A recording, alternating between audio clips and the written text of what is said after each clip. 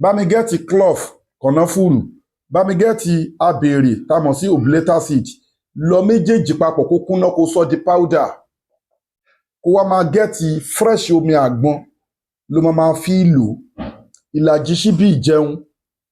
once daily kó tó jẹun láàárọ̀ ló máa lò bí isnillahi ta'ala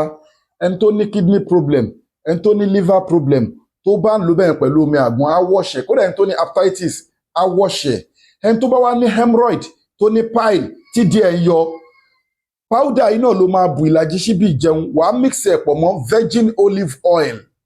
òun ló máa mú ṣùgbọ́n wàá avoid nǹkan tó gbóná síwájú kó tó ṣiṣẹ́ àbúrò iṣẹ́ ìtàn ìgbọ̀nba lábẹ́rẹ́ fún àkáǹtì àwọn ọmọ aláìní account number fún àwọn ọmọ aláìní 0932981364 charity account 0932981364 GT Bank Nigeria Global Dahiratu Dhikrlahi Islamic Organization farabalẹ̀ kó gbọ́ fídíò ìdélẹ̀ kó dẹ̀ fi ránṣẹ́ káwọn èèyàn jàǹfààní ẹ̀ tested and confirmed lògùn tí mo kọ yín sìn ṣé ẹ̀ káàkiri gbogbo wọn tó bá nípìn níjà ẹni táyé ń dà láàmú obìnrin tó ń wojú ọlọ́run ọba fọmọ hormonal imbalance hyperclatin sperm leakage ẹ̀dà sọmúroro gbogbo àwọn nǹkan bẹ́ẹ̀ yẹn abóní blockage tube abóní fibroid tá a mọ̀ sí oyún ìju gbogbo àwọn infertility ovulation problem PID pelvic inflammatory disease ẹ contact wa wọ́n jókòó sínú womb ẹ̀ wọ́n jókòó sínú ovary ẹ̀ wọ́n jẹ́ kó conceive àwọn special package wa ni kó wá lọ fún full package adè láwọn product made in India packed in South Africa ẹ ti rí wọn lóríṣiríṣi nísìn ẹ ti rí àwọn product wa ní àmọ́ tí kèsì ẹ bá gbẹnu tán a máa wọnú lábàá máa ṣe àwọn special fún ẹ tó máa lò àbọ́kùnrin tó ní weak erection quick ejaculation low sperm count abẹ́ni tó ń forí kókó aláǹtakùn tó ń jẹun lójú oorun ìbálòpọ̀ ojú oorun ó wà ní òyìnbó bí aláìsí ó wà ní ayé bí aláìsí ó ń dààmú ó ń ṣiṣẹ́ bí aláìṣe so wàhálà pọ̀ fún abẹ́ni tó yẹ pé ó ti lo oògùn sí nǹkan tó ń ṣe kò lọ ó lọ́wọ́ ayé inú lẹ́sẹ̀ ayé inú ẹ contact wa lórí +234 810 913 1425 ẹ WhatsApp wa ẹ pè wá lórí +234 810 913 1425 àwa ní Abraham Adesanya Lekki Ajah Etí Ọ̀sà Lagos bisimilayi ta'ala kò síbi tẹ́ wà tí product wa òde we are using the best logistic to deliver so that is DHL kò síbi tí DHL òde within Nigeria and deliver and then deliver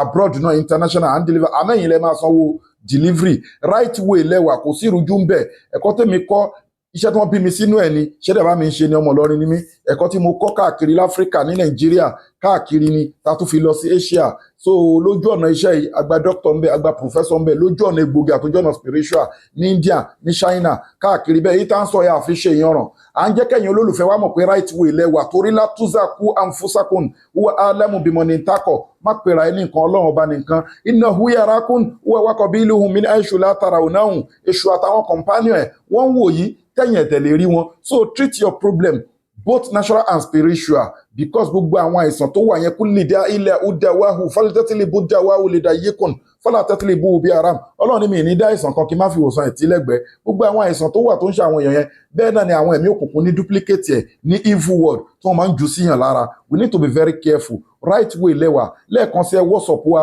lórí +234 810 913 1425 a wà ní Lekki Ajah Etí Ọ̀sà Abraham Adesanya Lagos ibelawa àdúrà wa gbà bí isnillahi ta'ala inna li zata lillahi jami'a gbogbo agbára Ọlọ́run ọba lónìí o inú wa dùn ayọ̀ yín akún gbẹ̀yìn olólùfẹ́ wa òkè òkè lẹ́màá lọ ẹ̀ ní ṣubú dànù ogun tó bá ti ṣẹ́ òní gbérí mọ́ nínú gbèsè ayé yín ẹ contact wa fẹ́ èké ìpinnu níjà àwọn product wa ní lóríṣiríṣi they are all perfect ẹ ti rí bulldozer met fibroid transformer 1100 power memory booster caterpillar all in one natural apps àti miracle leaf tá a fi ewé ọ̀tọ̀ọ̀tọ̀ 100 àti máa zemzem tá a fi preserve senna leaf ó lágbára púpọ̀ jù ẹ contact wa tọ́rọ̀ bá wá gbẹnu tán a máa ṣe special package fún yín tí ẹ dẹ̀ dúpẹ́ fọlọ́run ọba right way lẹ́wà àdúrà ló ń gba agbára kọ́ wọ́n mọ̀ yúdà bírò lẹ́ amúrọ̀ fásáyẹ̀ kó lónà ọlọ́run ọba ló ń kọ̀ọ̀tún ayé má sálàmù ẹ̀ nàlẹ́.